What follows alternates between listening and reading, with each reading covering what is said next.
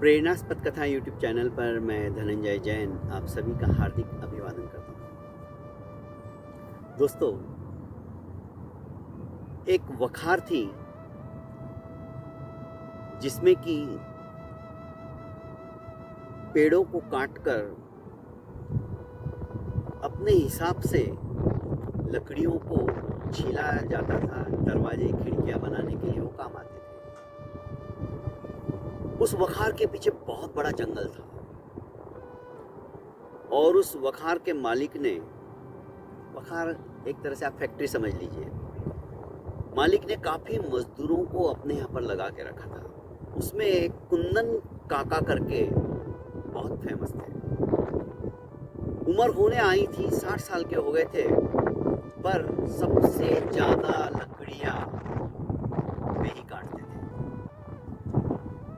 और वखार का मालिक भी, फैक्ट्री का मालिक भी उनकी पूरी पूरी तारीफ करता था, प्रशंसा करता था और लोगों को नसीहत देता कि तुम इस तरह से काम करो जैसे ये कर रहे, इस उम्र में भी ये इतना काम कर रहे, तो तुम्हारी उम्र में तो पता नहीं कितना काम करते होंगे।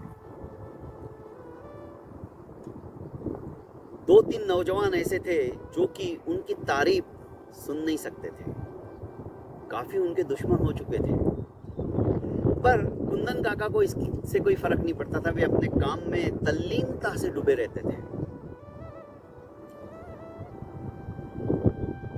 एक दिन जब सबके सामने उनकी नजर देते हुए, अर्थात उनकी बात बताते हुए, फैक्ट्री के मालिक ने कहा कि देखो, काम उस तरह से होना चाहिए वरना मैं तुम्हें अब रखूंगा नहीं। एक नौजवान ने कहा कि काम हम भी करते हैं, हम भी मेहनत करते हैं, पर एक आध पेड़ उन्होंने ज्यादा काट लिया कभी, तो आप उनकी तारीफ के पुल बांधे नहीं। अरे हमारी भी तो कभी तारीफ कर दिया करो। आप तो बस कुंदन काका जैसा कोई नहीं है, उन्हीं की तारीफ के पुल बांधते रहते हो। क्यों नहीं प्रतियोगिता रख दी जाए, कल ही जो सबसे ज्यादा पेड़ काटेगा वो विजेता, और आपकी तरफ से उसको कुछ इनाम भी रख दिए जाए, देखते हैं कल कौन जीतता है। नौजवान था, ताकतवर था, सबको उसकी बात पसंद आ गई और सबने मालिक के ऊपर जोर दिया कि नहीं, कल प्रतियोगिता रख दी जाए। और सचमुच में प्रतियोगिता रख दी गई। सबसे ज्यादा जो पेड़ काटेगा उसको 1000 रुपये इनाम मिलेगा। कुंदन काका अपने हिसाब से ही काम करते थे, उन्हें प्रतियोगिता से कुछ लेना देना नहीं था, पर उन्हें भी बताया गया कि आज प्रतियोगिता है। वे अपने हिसाब से, जितनी ताकत उनकी थी उतने हिसाब से कर रहे थे। करीब करीब मध्याह्न का समय होता था तो कुंदन काका प्रतिदिन मध्याह्न में आधा घंटे के लिए आराम करने को चले जाते थे, और ये बात सबको पता थी और सभी इसी बात से चिढ़ते थे। कहते थे हम तो सारा दिन काम करते हैं, भोजन भी हम 10 मिनट में करके आ जाते हैं, और ये भोजन करने के बाद आराम फरमाते हैं, आधे घंटे के बाद आते हैं, तब भी मालिक इनकी तारीफ करता है। इसी बात की टिस उनके दिल और दिमाग में चुभ रही थी, और यही वजह थी कि आज प्रतियोगिता रख दी गई। खैर दोस्तों, मध्याह्न का समय हुआ, कईयों ने 6-6, 7-7 पेड़ काट लिए थे और कुंदन काका ने अभी तक सिर्फ 5 ही पेड़ काटे थे।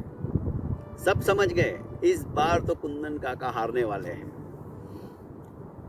खाने का समय हो गया, सभी फटाफट खाना खा के लौट के भी आ गए, पर कुंदन काका अपने नियमानुसार खाना खा के आराम ही फरमा रहे। आधे घंटे तक वो बाहर ही नहीं निकले। सबको आत्मविश्वास था कि आज तो कुंदन काका गए काम से, रोज रोज की इनकी तारीफ सुनने का टेंशन ही मिट जाएगा। कुंदन काका आधे घंटे के बाद आए और वापस अपने काम में तल्लीनता से डूब गए। प्रतियोगिता का समय समाप्त होते ही देखा किसी ने 8, किसी ने 9 पेड़ काट रखे थे, पर इस नौजवान ने, जो कि ताकतवर था और कुंदन काका से नफरत करता था, इसने 10 पेड़ काट डाले थे, और आधा पेड़ मतलब 10.5। सबने तालियां बजाई। अब बारी आई कुंदन काका के पेड़ों पे गिनने की, उन्होंने कितने काटे। तो 1, 2, 3, 4, 5, 6, 7, 8, 9, 10, 11 और ये 12वां। सभी हतप्रभ हो गए, ये कैसे संभव है। आखिर वही नौजवान कुंदन काका के पास आया और कहा कि मैं अपनी हार मानता हूं, पर आप ये कैसे करते हो, आपने तो आधा घंटा आराम भी किया और हम सवेरे से लगे हुए हैं, खाना भी हमने सिर्फ 10 मिनट में खत्म कर दिया और फटाफट वापस काम करने के लिए आ गए क्योंकि आज प्रतियोगिता थी। 1000 रुपए का पारितोषिक उसी नौजवान के हाथों से उस फैक्ट्री के मालिक ने कुंदन काका को दिलवाया। इससे और ज्यादा वो परेशान हो गया, दुखी हो गया। फिर भी उसने पूछा कि कुंदन काका आप बताइए इसके पीछे रहस्य क्या है। कुंदन काका ने कहा कि भैया कोई रहस्य नहीं है। जब मध्याह्न का समय हो जाता है तो कुल्हाड़ी पेड़ों को काट काट कर थोड़ी उसकी धार जो है वो जाड़ी हो जाती है, मोटी हो जाती है, आसानी से पेड़ कटते नहीं है।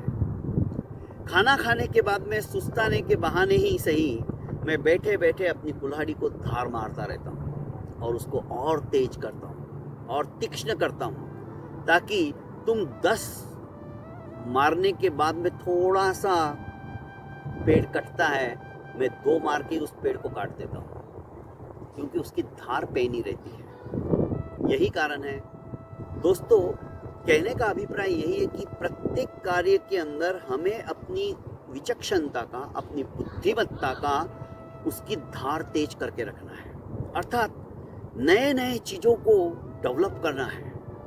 आज के परिप्रेक्ष्य में आज कुल्हाड़ी और पेड़ ये सब नहीं है, आज विज्ञान और बढ़ गया, आज लैपटॉप का ज़माना आ गया, आज मोबाइल का ज़माना आ गया। आपको पता है आज से 10 साल पहले नोकिया राज करता था, नंबर 1 था, मैं खुद उसका डिस्ट्रीब्यूटर था। पर एक ही दिन में नोकिया आउट हो गया क्योंकि नोकिया के ही मालिक ने सैमसंग को ले लिया, नोकिया को हटा दिया। क्यों? क्योंकि हम करीब महाराष्ट्र में 52 डिस्ट्रीब्यूटर थे सिर्फ, और हमारा जो बॉस था, मतलब नोकिया जिसके अंडर में था, वे गोविंद करके नाम था उनका, सिन्नी भाई थे। उन्होंने जैसे ही नोकिया छोड़ा और सैमसंग को अपनाया, हम सब ने नोकिया छोड़ दिया और सैमसंग अपनाया। कारण था क्योंकि नोकिया ने जो फीचर्स देने चाहिए थे जनता को, जनता जो चाहती थी वो नोकिया नहीं दे पाया। फलस्वरूप नोकिया अब दूर दूर तक उसका नामो निशान नहीं है और सैमसंग लीड कर गया। तो आज जनता क्या चाहती है, दुनिया क्या चाहती है, इस और यदि हमारा ध्यान जाएगा तो मैं समझता हूँ हम जिंदगी के अंदर सफल हो जाएंगे। बहुत बहुत धन्यवाद दोस्तों। मेरी इस प्रेरणास्पद कथा यूट्यूब चैनल को आपने लाइक एवं सब्सक्राइब नहीं किया तो कर लीजिए और ज़्यादा से ज़्यादा इसे शेयर कीजिए। प्रणाम।